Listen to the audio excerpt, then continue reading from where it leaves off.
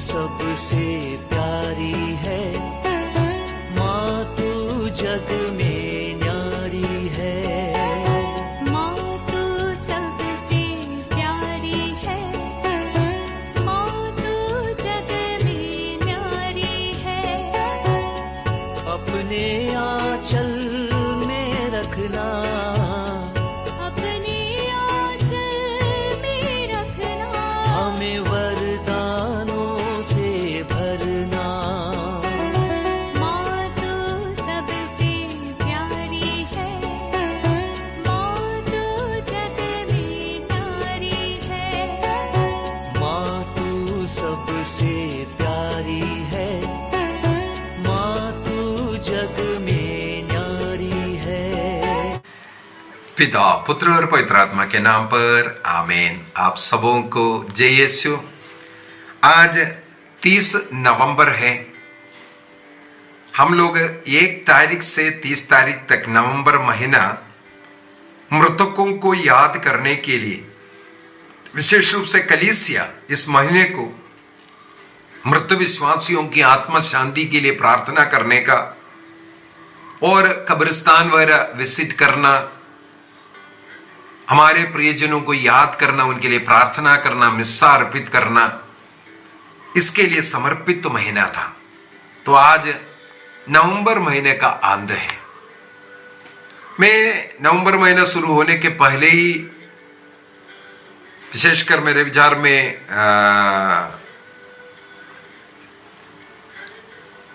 मैंने नवंबर 2 तारीख जो क्लास जो डाला था उसके अंदर मैंने आग्रह किया था कि इस पूरे नवंबर महीना कलीसिया ने हमारे सामने रखा है कि हम अपने मृतकों के लिए, अपने प्रियजनों के लिए प्रार्थना करें, और साथ ही साथ यदि कब्रिस्तान में जाएंगे, वहां पर प्रार्थना में भाग लेंगे, या हम लोग एक कब्रिस्तान में सेमेट्री में विजिट भी करेंगे, उसके द्वारा कलीसिया हम लोगों को एक दंडमोचन का कृपा दे रहा है, दंडमोचन दे रहा है।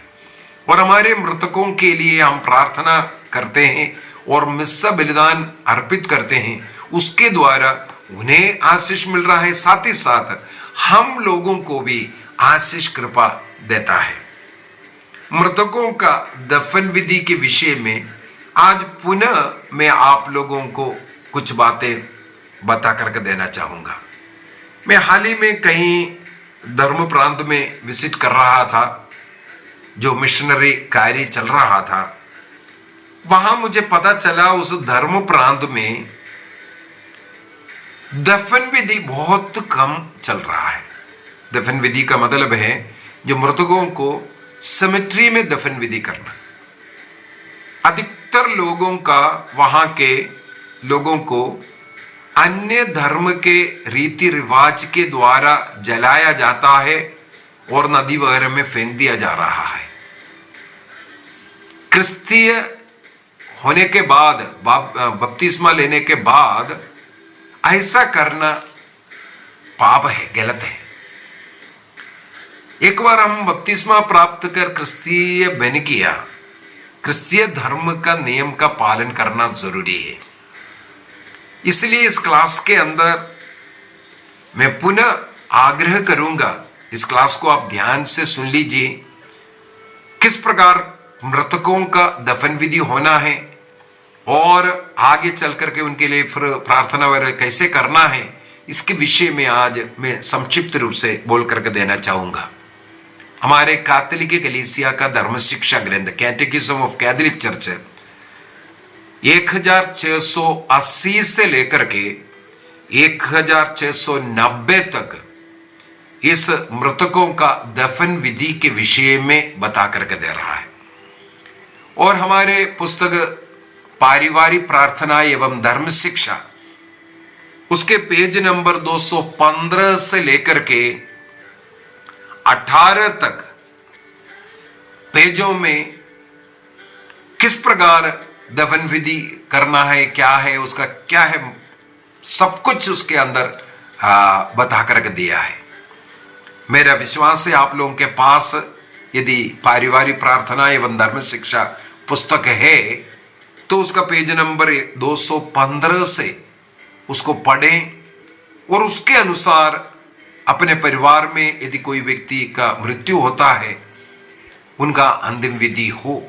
इसलिए पूरा नियम के अनुसार मैंने लिखा है, उसको पढ़ना है। यदि आपके पल्ली में इस प्रकार सिमेट्री नहीं है, आप कोशिश कीजिए सब परिवार मिलकर के, पल्ली के सभी लोग मिलकर के कुछ जमीन कहीं खरीदें, वहां पर दफन विधि हो। और जिस प्रकार कैथोलिक कलीसिया मृतकों के लिए प्रार्थना सब करते हैं, उसी प्रकार प्रार्थना सब होए। सबसे पहले हमारे घर में यदि कुछ जो बुजुर्ग लोग हैं या कोई ऐसा बीमारी से सीरियस अवस्था में है, जो बपतिस्मा प्राप्त व्यक्ति के लिए आपको मालूम होना चाहिए, रोगी विलेपन संस्कार बोलकर के एक संस्कार है। जिन लोग बपतिस्मा प्राप्त कर चुका है, ऐसे लोग अपने पल्ली पुरोहित से डिमांड कर सकते हैं कि हमारे जो बुजुर्ग व्यक्ति हैं या बीमार व्यक्ति हैं, उनको रोगी विलेपन संस्कार दीजिए। जीवन में एक बार नहीं, अनेकों बार ये संस्कार ले सकते हैं। मान लो अभी थोड़ा बीमारी बढ़ गया, उस समय पर बोलिए, पुरोहित को बुलाइए, जो रोगी विलेपन संस्कार दीजिए। इसके बाद वो ठीक होना है। ठीक होने के लिए, मरने के लिए नहीं होता है। मरने की हम लोगों को आशंका है, उस समय पर हम लोग बुलाया जाता है। तब पुरोहित आकर के तेल लगा करके प्रार्थना की जाती है, रोगी विलेपन संस्कार देते हैं और उसके द्वारा वे चंगाई प्राप्त करेंगे, ये विश्वास करते हुए प्रार्थना है। यदि उनका मृत्यु भी हो जाता है, जो अनंत जीवन में प्रवेश करने के लिए, उस जीवन में जो उनका जन्म होना है, उसके लिए ये रोगी विलेपन संस्कार बहुत ही उपयोगी है, क्योंकि इसके द्वारा पवित्र आत्मा हमें मिलता है। तो रोगी विलेपन संस्कार रोगियों को देना हरेक क्रिस्तीय का कर्तव्य है। कैथोलिक कलीसिया का धर्म शिक्षा ग्रंथ 2299 1010 से लेकर के 14 तक जगहों पर किस प्रकार रोगी विलेपन संस्कार और साथ साथ उनको मृत्यु के लिए तैयार करने के लिए उन्हें व्यातिकुम कहते हैं या दिव्य संबल या तोषा भी कहते हैं, परम प्रसाद, प्रभु का शरीर रक्त को देने का, वो यात्रा का भोजन कहते हैं। यात्रा का भोजन, जिस प्रकार एलिया रोटी खा करके 40 दिन रात चल करके प्रभु के होरेब पर्वत पर प्रभु का दर्शन के लिए चला, उसी प्रकार इस मृत व्यक्ति के मृत्यु के पूर्व में यदि हम लोग रोगी विलेपन संस्कार और उसके साथ पवित्र यूक्रिस्तीय संस्कार, उस यूक्रिस्तीय संस्कार को हम लोग दिव्य संबल या तोषा कहते हैं, व्यातिकम कहते हैं, उसको देना चाहिए। हम मांग करना है। इसका मतलब हमारे घर में कोई बीमार व्यक्ति है, पुरोहितों को बुलाइए, रोगी विलेपन संस्कार दीजिए। ये हमारा जो कर्तव्य है। दूसरी बात है, जब कभी ऐसा कोई घटना घर में हो जाता है, किसी का मृत्यु होता है, तुरंत पल्ली पुरोहित को इसकी खबर देना है। हमें मालूम है पल्ली में एक बहुत बड़ा घंटा होता है। किसी भी व्यक्ति का मृत्यु का खबर मिलते ही उस व्यक्ति का आदर सूचक 21 बार घंटी बजाया जाता है। हमें मालूम है मिलिट्री वगैरह में, पुलिस वगैरह में 21 तोपों का सैल्यूट सबसे बड़ा सैल्यूट होता है। हमारे चर्च के अंदर भी इसी प्रकार घंटा बजा करके सबसे पहले उस मृतक को आदर सम्मान सैल्यूट दे रहा है। दूसरी बात, इसके द्वारा ये दुख की घंटी है, रुक रुक करके बजाया जाता है। ये सूचना है किसी का मृत्यु हुआ, आदर दुख की घंटी। इसके द्वारा पल्ली के अन्य सदस्यों को सूचना दे रहा है हमारे बीच से हमारे कलीसिया से किसी का मृत्यु हुआ है तो ये करना जरूरी है। और पल्ली पुरोहित से मिलकर के कब दफन विधि होना है, जगह, इसके विषय में हमें चर्चा करने की जरूरत है। साथ ही साथ उस पल्ली में जितना प्रार्थना ग्रुप हो रहा है, उस दुखित परिवार में जाना और उस मृतक का शरीर को तैयारी कर करके लोगों के दर्शन के लिए तैयार कर कर रखना और वहां पर प्रार्थनाएं होना जरूरी है। बैठ करके बातें करना, गप लड़ना नहीं। हमारे क्रिस्तीय रीति के अनुसार वहां पर बाइबल पठन, रोसरी माला, गीत, ये सब चलता रहना चाहिए। कौन सा भाग बाइबल का पठन करना है वो भी पारिवारिक प्रार्थना एवं धर्म शिक्षा पुस्तक का पेज नंबर 115 में 115 पेज के अंदर ये दिया हुआ है। बाइबल का कौन सा पाठ, कौन सा स्तोत्र जो मृतकों के जो मृत्यु, जो दुखित परिवार में पढ़ना है वो भी दिया हुआ है। और रोसरी माला हम कर सकते हैं, अन्य प्रार्थनाएं हैं, वो सब वहां पर निरंतर कंटिन्यूअस प्रार्थनाएं चलना चाहिए। और उस मृतक का आदर सम्मान दे करके उन्हें एक पेटी में रख करके सही रूप से कलीसिया के नियम के अनुसार दफन विधि का कार्य करना है। दफन विधि में हमारे कैथोलिक की कलीसिया का दफन विधि रीति में 3 भाग होता है। सबसे पहला भाग घर में ही पुरोहित आकर के वो जो पहला जो भाग है जिसे मृतक के लिए जागरण प्रार्थना कहते हैं, विजिल ऑफ द डिसीज्ड, जो मृतक के लिए जागरण प्रार्थना, वो घर में होना है। दूसरा, वो प्रार्थना के बाद निश्चित समय जब दफन विधि होना है उस समय पर उन्हें चर्च में लेकर के जाना है। वहां पर मिस्सा बलिदान के साथ दूसरा विधि जिसे दफन की पूजन विधि कहते हैं, फ्यूनरल राइट, वो चर्च में होता है। तीसरा, चर्च से फिर कब्रिस्तान लेकर के जाता है जहां उनके लिए गड्ढा खोदा हुआ है, दफन विधि होना है। वहां पहुंचने के बाद एक अंतिम दफन विधि भी होता है, अंतिम दफन विधि, राइट ऑफ कमिटल कहते हैं। इसका मतलब इस प्रकार का 3 प्रार्थना विधि हमारे कैथोलिक चर्च के अंदर है। उसके अनुसार विधि संपन्न करना चाहिए और उस मृतक का आदर सम्मान देना चाहिए।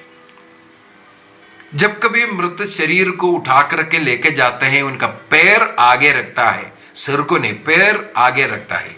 ध्यान में ये रखना है, ये चल करके आ रहा है ऐसा, इसलिए पैर को आगे रखा जाता है। जब चर्च में रखते हैं उस समय पर भी उनका पैर वेदी की ओर रखता है, अर्थात वो वेदी की ओर देख करके लेट रहा है।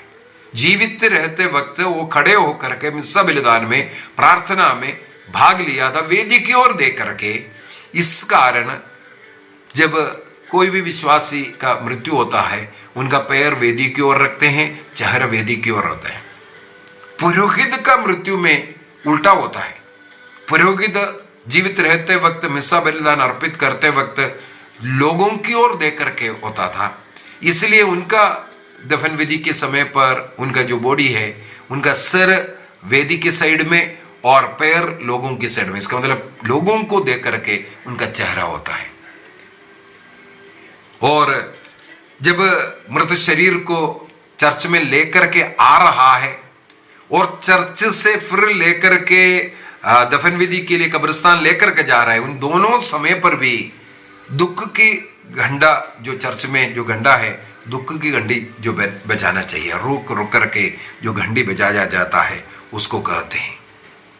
इस प्रकार मृतक को आदर सम्मान के साथ दफन विधि होना चाहिए, ये हमारे कलीसिया कहते हैं। अब कई लोग ये सवाल करते हैं, जैसे अभी कोरोना काल है शरीर को जलाने का अनुमति मिला था।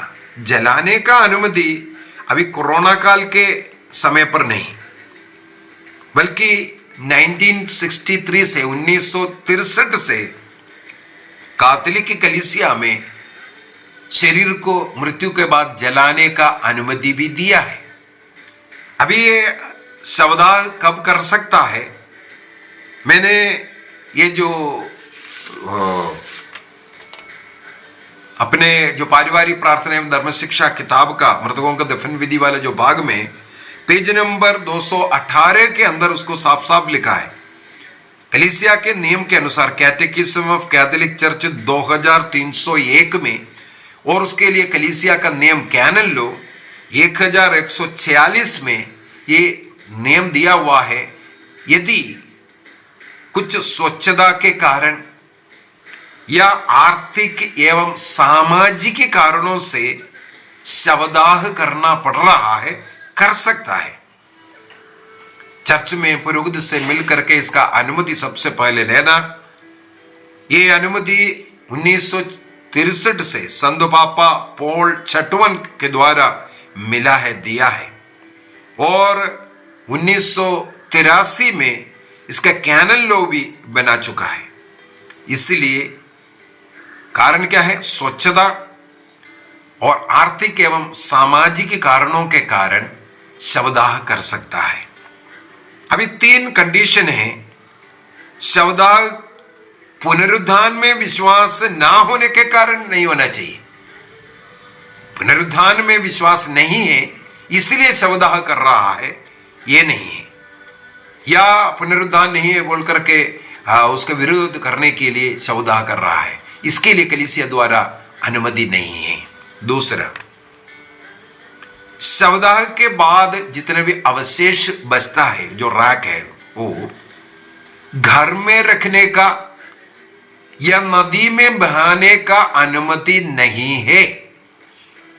यदि क्रिश्चियन बपतिस्मा प्राप्त व्यक्ति का शवदाह हो रहा है, जो बाकी जो अवशेष है उसको अपने घर में या नदियों में बहाने का अनुमति नहीं है, बल्कि उसको कलीसिया द्वारा निर्धारित जो जगह है दफन के लिए या रखने के लिए, जो जगह है कलीसिया में चर्च के साथ साथ, वहां पर उसको दफनाना या रखना जरूरी है। तीसरा, यदि संभव है तो शवदाह के पूर्व में दफन विधि के सभी प्रार्थनाओं को पूरा कीजिए। घर का पहला, चर्च का मिस्सा बलिदान, और जो दफन विधि के पहले जो लास्ट वाला राइट है, वो भी तीनों होने के बाद शवदाह हो, यदि संभव है तो। यदि संभव नहीं है, पहला और तीसरा ये प्रार्थना करने के बाद भी कर सकते हैं, और दूसरा जो मिस्सा बलिदान बाद में भी आप अर्पित कर सकते हैं।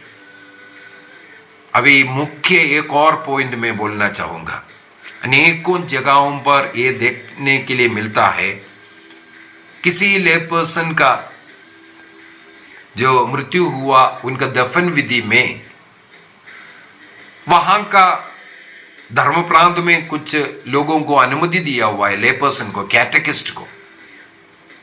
कैटेकिस्ट को कैनन लॉ के अनुसार कैटेकिस्ट तब दफन विधि कर सकता है जब कोई पुरोहित अवेलेबल ही नहीं है, कोई डीकन भी अवेलेबल नहीं है। हमारा पल्ली पुरोहित होना कोई जरूरी नहीं है, पड़ोसी पल्ली से भी बुला सकता है, उस धर्म प्रांत का कोई भी पुरोहित को बुला सकता है। इतना ही नहीं, आज नियम ऐसा भी है, कैथोलिक पुरोहित किसी भी धर्म प्रांत का क्यों ना हो, वो भी अगर नहीं है, अब एक नियम बना हुआ है, याकोबाइट जो पुरोहित है, याकोबाइट कलीसिया का, प्रोटेस्टेंट कलीसिया है, उस याकोबाइट कलीसिया का पुरोहित को भी बुला करके आप दफन विधि करा सकता है।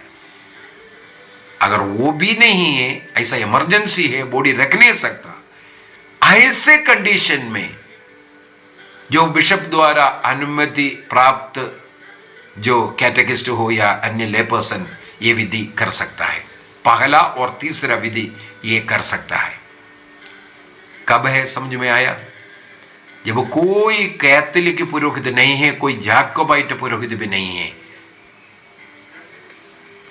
उस अवस्था में एक ले पर्सन, एक कैटेकिस्ट ये करना है, क्योंकि मृतकों का सही रीति से जो दफन विधि होना है, एक पुरोहित के साथ ही होना है, उसके द्वारा उसका आदर सम्मान हम कर रहा है।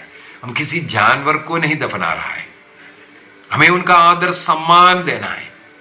और कैथोलिक कलीसिया ये आग्रह करती है कि आदर सम्मान के साथ ही किसी का दफन विधि हो, इसलिए ये करना जरूरी है। 1956 में कैथोलिक कलीसिया में संत पापा पियूस 12वें ने एक और अनुमति दिया, यदि हमारे शरीर को किसी वैज्ञानिक जांच के लिए, प्रयोग के लिए डेड बॉडी जो देना चाहते हैं, उसके लिए भी अनुमति 1956 से वो अनुमति है। जो भी उनको करना है, उसके करने के बाद या किसी शरीर का अंग दान दे रहा है, आंख हो या कुछ और अन्य भाग शरीर का दान देना हो, वो भी अनुमति है। अगर वैज्ञानिक प्रयोग के लिए भी इस्तेमाल किया, इसके बाद उस शरीर को फिर से सही रूप से दफन विधि करना भी जरूरी है। मान लो इसके बाद दफन विधि नहीं, उसको जलाना पड़ता है, जलाइए, बाकी अवशेष को प्रॉपर दफन विधि करना है। और दफन विधि का जो तीनों जो विधियां हैं उसको करना जरूरी है। मेरे विचार में दफन विधि के विषय में मैंने बहुत कुछ बता करके दिया। यदि आपको अभी भी हो सकता है डाउट रहे तो हमारे पारिवारिक प्रार्थना एवं धर्म शिक्षा पुस्तक का 215 से वहां पर लिखा हुआ है, आप उसको पढ़िए। उसके अनुसार ही हमारे परिवार के प्रियजनों का दफन विधि हो। और हम दैनिक प्रार्थना में उनके लिए प्रार्थना करना है। कोई भी व्यक्ति का मृत्यु हो गया, उस समय से लेकर के लगातार 3 दिन उनके लिए मिस्सा अर्पित करना, उसमें भाग लेना। और कुछ संस्कृति हम लोगों के बीच में चलता है, 7वें दिन को कोई मनाता है, कोई 13वीं को मनाता है, कोई 21वें दिन को मनाते हैं, कोई 40वां दिन या 30वां, कोई भी हो। हमारे उस परंपरा के अनुसार उस दिन को मनाने का मतलब हो गया उनके लिए विशेष प्रार्थना करना। हमारे कलीसिया में और बाइबल के अनुसार भी अगर देखें, मृतकों के लिए दुख मनाने का कुछ रीति भी है। दुख मनाने का पवित्र बाइबल में हमें मिलता है, वो 7 दिन से 40 दिन तक भी हो सकता है मृतकों के लिए जो दुख मनाने का, शोक मनाने का। तेसलोनियों का पहला पत्र अध्याय 4 वाक्य 13 में संत पौलुस साफ साफ बताता है, ये अविश्वासियों की तरह हमें दुख नहीं मनाना चाहिए, हमें विश्वासियों की तरह दुख मनाना चाहिए।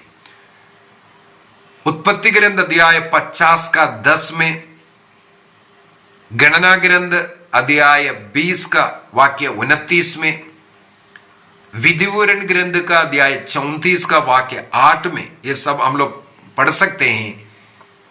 हमारे पूर्व पिता लोग हो, मूसा नबी हो, उन लोगों के सबका जो मृत्यु के बाद उनका दफन विधि होता हुआ और उनके लिए शोक मनाता हुआ, 7 दिन का, कहीं 30 दिन का, कहीं 40 दिन का शोक मनाता हुआ हम लोग पाते हैं। और हम लोगों का कैथोलिक विश्वास के अनुसार ईसा मसीह का स्वर्गारोहण जी उठने के 40 दिन बाद हुआ था, इसलिए हम लोग 40 दिन तक का ये जो शोक मनाना मानते हैं। इसके बाद हमारा भी ये विश्वास होना चाहिए, हमारा मृतक आज शांति में प्रवेश किया है। और उनके लिए प्रार्थना करते रहना, प्रतिदिन पारिवारिक प्रार्थना में, इसलिए पारिवारिक प्रार्थना धर्म शिक्षा ग्रंथ के अंदर जो शाम की प्रार्थना है उसके अंदर मृतकों के लिए प्रार्थना भी जोड़ा हुआ है। प्रतिदिन अपने प्रियजनों को याद कीजिए और हमारे मृत विश्वासियों के लिए रोज भी प्रार्थना करें और उनके जो पुण्य तिथियों में उनके लिए मिस्सा अर्पित कीजिए। जरूरी बात यह है उस मिस्सा बलिदान में आप योग्य रीति से भाग लेकर परम प्रसाद को ग्रहण करना, प्रभु को शरीर रक्त को ग्रहण करना अनिवार्य है। मिस्सा बलिदान अर्पित करना और योग्य रीति से उस दिन वह हमारे मृतकों के लिए प्रभु का शरीर रक्त को ग्रहण करना, ये जरूरी है।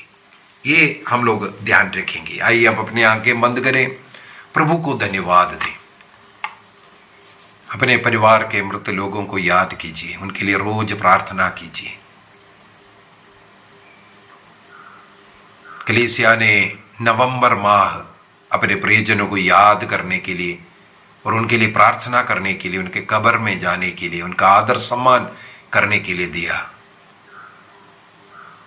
धन्यवाद दीजिए।